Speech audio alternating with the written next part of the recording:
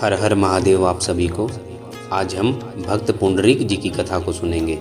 आइए आरंभ करते हैं आज की कथा को। स्मरण करने पर, संतुष्ट करने पर, पूजा करने पर भगवान का भक्त अनायास ही चंडाल तक को भी पवित्र कर देता है। पुंडरीक जी ऐसे ही महाभागवत हो गए हैं। पुंडरीक जी का जन्म ब्राह्मण कुल में हुआ था। वे वेद शास्त्रों के ज्ञाता, तपस्वी, स्वाध्याय प्रेमी, इंद्रिय विजयी एवं क्षमाशील थे। वे त्रिकाल संध्या करते थे, प्रातः सायं विधि पूर्वक अग्निहोत्र करते थे।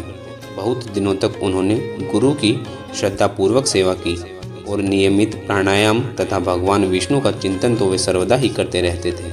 वे माता पिता के भक्त थे, अपने कर्तव्यों का भली भांति विधि पूर्वक पालन करते थे। धर्म के मूल हैं भगवान। धर्म के पालन का यही परम फल है कि संसार के विषयों में वैराग्य होकर भगवान के चरणों में प्रीति हो जाए। भगवान की प्रसन्नता के लिए लौकिक वैदिक समस्त कर्मों का पुंडरीक जी पालन करते थे। ऐसा करने से उनका हृदय शुद्ध हो गया। संसार के किसी भी पदार्थ में उनकी आसक्ति, ममता, स्पृहा या कामना नहीं रह गई। वे माता पिता, भाई बंधु, मित्र सखा, सुहृद संबंधी आदि का स्नेह त्याग कर बंधनों से छूट गए। उनके हृदय में केवल एकमात्र भगवान को प्राप्त करने की ही इच्छा रह गई। वे अपने संपन्न घर एवं परिवार को तृण के समान छोड़कर भगवत प्राप्ति के लिए निकल पड़े। भक्त पुंडरीक साग, मूल, फल जो कुछ मिल जाता उसी से शरीर निर्वाह करते हुए तीर्थाटन करने लगे। शरीर के सुख दुख की उन्हें तनिक भी चिंता नहीं थी। वे तो अपने प्रियतम प्रभु को पाना चाहते थे। घूमते घूमते वे शालग्राम नामक स्थान पर पहुँचे। वह स्थान रमणीक था, पवित्र था।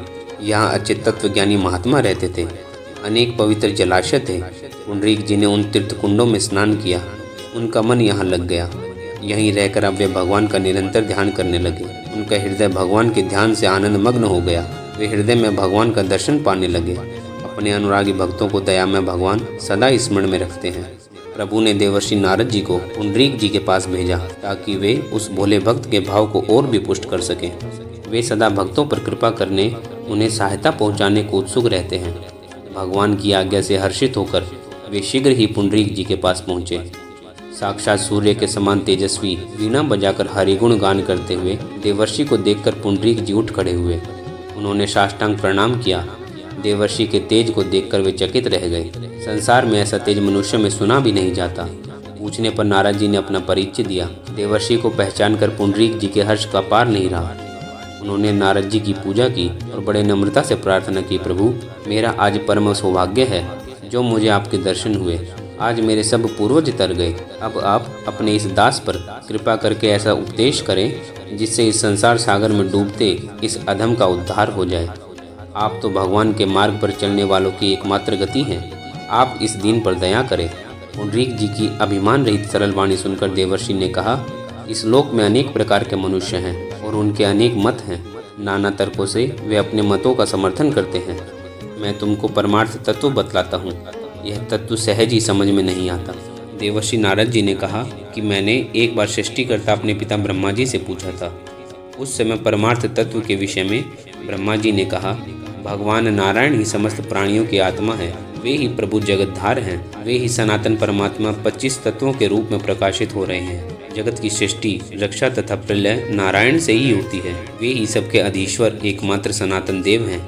योगीगण ज्ञान तथा योग के द्वारा उन्हीं जगन्नाथ का साक्षात्कार करते हैं। जिनका चित्त नारायण में लगा है, जिनके प्राण नारायण को अर्पित हैं, जो केवल नारायण के ही परायण हैं, वे नारायण की कृपा और शक्ति से जगत में दूर और समीप, भूत, वर्तमान और भविष्य, स्थूल और सूक्ष्म सबको देखते हैं। उनसे कुछ अज्ञात नहीं रहता।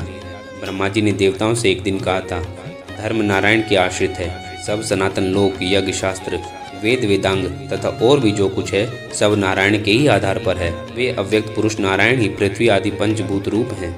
यह समस्त जगत विष्णु में है। पापी मनुष्य इस तत्व को नहीं जानता। जिनका चित्त उन विश्वेश्वर में लगा है, जिनका जीवन उन श्री हरि को अर्पित है, ऐसे परमार्थ ज्ञाता ही उन परम पुरुष को जानते हैं। नारायण ही सब भूत रूप हैं। वे ही सब में व्याप्त हैं। वे ही सबका पालन करते हैं। समस्त जगत उन्हीं से उत्पन्न है। वे ही सबके स्वामी हैं। सृष्टि के लिए वे ही ब्रह्मा, पालन के लिए विष्णु और संहार के लिए रुद्र रूप धारण करते हैं। वे ही लोकपाल हैं। वे ही परात्पर पुरुष हैं। वे ही सर्वाधार, निष्कल, सकल, अणु और महान हैं। सबको उन्हीं के शरण में होना चाहिए। देवर्षि ने कहा, ब्रह्मा जी ने ऐसा कहा था, अतः द्विजश्रेष्ठ तुम भी उन्हीं श्री हरि की शरण लो। उन नारायण को छोड़कर भक्तों के अभिष्ट को पूरा करने वाला और कोई नहीं है। वे ही पुरुषोत्तम सबके माता पिता हैं। वे ही लोकेश देवेश जगतपति हैं। अग्निहोत्र तप अध्ययन आदि सभी सत्कर्मों से नित्य निरंतर सावधानी के साथ एकमात्र उन्हें ही संतुष्ट करना चाहिए। तुम उन पुरुषोत्तम की शरण लो। उनकी शरण होने पर न तो बहुत से मंत्रों की आवश्यकता है, न ही व्रतों का प्रयोजन है। एक नारायण मंत्र ओम नमो नारायणाय ही सब मनोरथों को पूरा करने वाला है। भगवान की आराधना में किसी बाहरी वेश की आवश्यकता नहीं।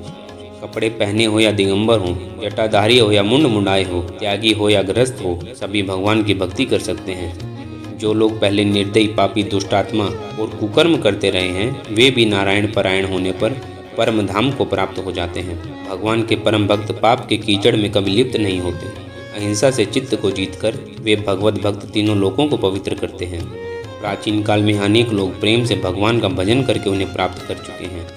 श्री हरि की आराधना से सबको परम गति मिलती है और उसके बिना कोई भी परम पद नहीं पा सकता। ब्रह्मचारी, गृहस्थ, वानप्रस्थ, सन्यासी कोई भी हो, परम पद तो भगवान के भजन से ही मिलता है। मैं हरि भक्तों का दास हूँ, यह सुबुद्धि शास्त्रों जन्मों के अनंतर भगवान की कृपा से ही प्राप्त होती है। ऐसा पुरुष भगवान को प्राप्त कर लेता है। तत्वज्ञ पुरुष इसलिए चित्त को सब ओर से हटाकर नित्य निरंतर अनन्य भाव से उन सनातन परम पुरुष का ही ध्यान करते हैं। देवर्षि यह उपदेश देकर चले गए। पुंडरीक की भगवत भक्ति देवर्षि के उपदेश से और भी दृढ़ हो गई। वे नारायण मंत्र का अखंड जप करने लगे और सदा भगवान के ध्यान में निमग्न रहने लगे। उनकी स्थिति ऐसी हो गई कि उनके हृदय कमल पर भगवान गोविंद सदा प्रत्यक्ष विराजमान रहने लगे। सत्वगुण का पूरा साम्राज्य हो जाने से निद्रा, जो पुरुषार्थ की विरोधनी और तमोरूपा है, सर्वथा नष्ट हो गई। बहुत से महापुरुषों में यह देखा गया और सुना जाता है कि उनके मन और बुद्धि में भगवान का आविर्भाव हुआ और वे दिव्य भगवत रूप से परिणित हो गए, किंतु किसी का स्थूल शरीर ही दिव्य हो गया हो, यह सुना नहीं जाता। ऐसा तो कदाचित ही होता है। पुंडरीक जी में यही लोकोत्तर अवस्था प्रकट हो गई। उनका निष्पाप देह श्याम वर्ण का हो गया, 4 भुजाएं हो गई, उन हाथों में शंख चक्र गदा पद्म आ गए, उनका वस्त्र पीताम्बर हो गया। पुंडरीक से वे पुंडरीकाक्ष हो गए। वन के सिंह, व्याघ्र आदि क्रूर पशु भी उनके पास अपना परस्पर सहज वैर भाव भूलकर एकत्र हो गए और प्रसन्नता प्रकट करने लगे। नदी, सरोवर, वन, पर्वत, वृक्ष, लताएं सब पुंडरीक के अनुकूल हो गई। सब उनकी सेवा के लिए फल, पुष्प, निर्मल जल आदि प्रस्तुत करने लगे। पुंडरीक भक्तवत्सल भगवान की कृपा से उनके अत्यंत प्रिय पात्र हो गए थे। प्रत्येक जीव, प्रत्येक जड़ चेतन उस परम वंदनीय भक्त की सेवा से अपने को कृतार्थ करना चाहता था। पुंडरीक के मन, बुद्धि ही नहीं, शरीर भी दिव्य भगवत रूप हो गया था। तथापि दया में करुणा सागर भगवान भक्त को परम पावन करने, उसे नेत्रों का चर्म लाभ देने उसके सामने प्रकट हो गए।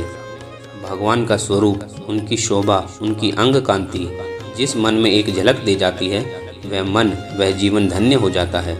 उसका वर्णन कर सके इतनी शक्ति कहाँ किसमें है। पुंडरीक भगवान की अचिंत्य सुंदर दिव्य रूप को देखकर प्रेम विहल हो गए।